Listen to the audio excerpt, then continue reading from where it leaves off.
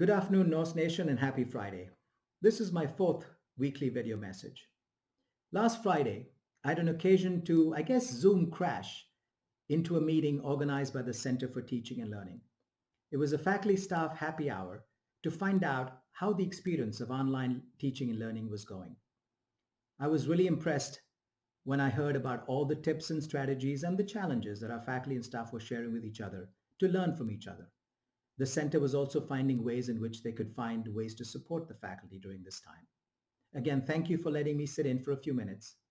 And let me say to all the faculty and staff how profoundly proud I am and grateful for everything you're doing to keep our students on track. Speaking of students, I have some very good news to share. The Student Emergency Fund has now raised over $56,000.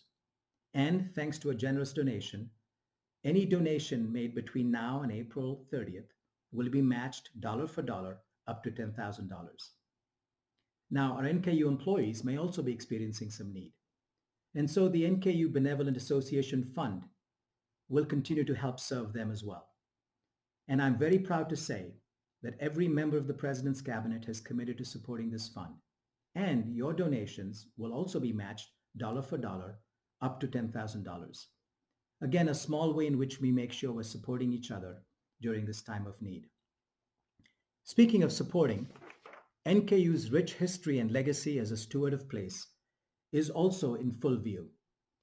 We are offering some of our campus facilities for those people that would need it in the community. We're working with the Campbell County Emergency Management System to find space for first responders that may need space to be away from families because they might be exposed to the risk of COVID-19.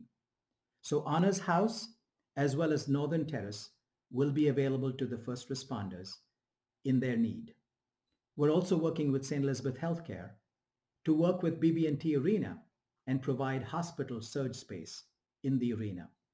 200 beds will be available if needed, probably by the end of this month, early next month. Again, every little bit helps, and our role in helping the community, and especially those unsung heroes of first responders, healthcare professionals, as well as all the people out there in the front lines continuing to serve us. We thank you. Our student athletes are also being affected by the pandemic, especially those who are part of the spring sports. As you know, we had to cancel all the spring sports as well.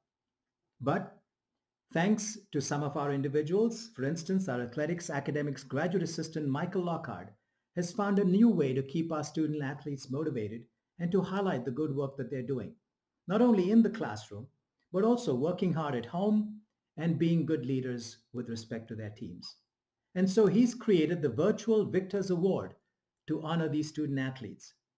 Check out these winners every week at Norse Academics. Congratulations to all the student athletes, and know that we miss seeing you, not only in the classroom, on campus, but watching you compete as well. This week, we also announced the Academic Affairs Faculty and Staff Awards. These awards have been given for excellence in teaching and learning, research, scholarship, and creative activity, mentorship, international education, and service, as well as department awards for advancing the three pillars of success by design: access, completion, and career and community engagement. Congratulations to all the winners. But I want to especially call out Professor Mark Barget, this year's winner of the Frank Sinton Milburn Outstanding Professor Award.